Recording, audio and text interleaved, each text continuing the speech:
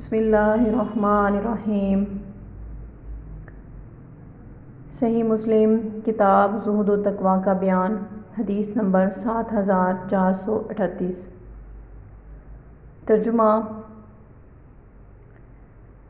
محمد بن ابی عمر سفیان سہیل بن ابو صالح حضرت ابو ہریرہ رضی اللہ تعالیٰ عنہ سے روایت ہے کہ صحابہ اکرام نے عرض کیا، اے اللہ کے رسول، کہ ہم اپنے رب کو قیامت کے دن دیکھیں گے؟ آپ نے فرمایا، کیا تمہیں دوپہر کے وقت میں جب کوئی بادل نہ ہو سورج کے دیکھنے میں کوئی مشقت ہوتی ہے؟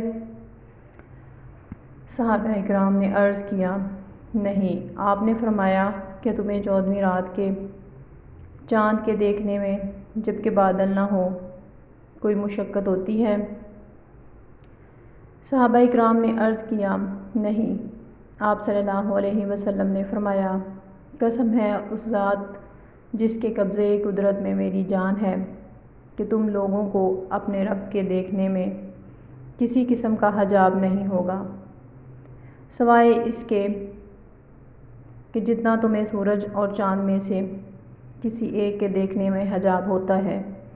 آپ نے فرمایا، پھر اس کے بعد اللہ اپنے بندوں سے ملاقات کرے گا اور فرمائے گا، اے فلاں، کہ میں نے تجھے عزت نہیں دی اور تجھے سردار نہیں بنایا اور تجھے جوڑا نہیں بنایا اور تیرے لیے گھوڑے اور اونٹ مسخر نہیں کیے، اور کیا میں نے تجھے ریاست اور آرام کی حالت میں نہیں چھوڑا اور تو ان سے چوتھائی حصہ لیتا تھا؟ وہ عرض کرے گا، جی ہاں اے پروردگار۔ اللہ عز و جل فرمائے گا، کیا تو گمان کرتا تھا کہ تو مجھ سے ملاقات کرے گا؟ وہ عرض کرے گا، نہیں۔ پھر اللہ عز و جل فرمائے گا کہ میں تجھے بلا دیتا ہوں جس طرح کہ تو نے مجھے بلا دیا۔ پھر اللہ تیسرے سے ملاقات کرے گا اور اللہ اسے پھر اسی طرح سے فرمائے گا۔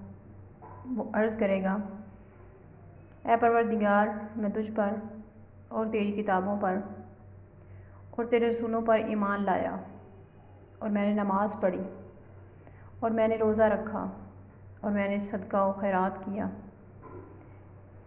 اس سے جس قدر ہو سکے گی وہ اپنی نیکی کی تعریف کرے گا۔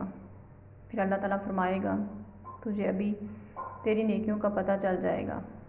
آپ صلی اللہ علیہ وسلم نے فرمایا، پھر اسے کہا جائے گا کہ ہم ابھی تیرے خلاف گواہ بھیجتے ہیں۔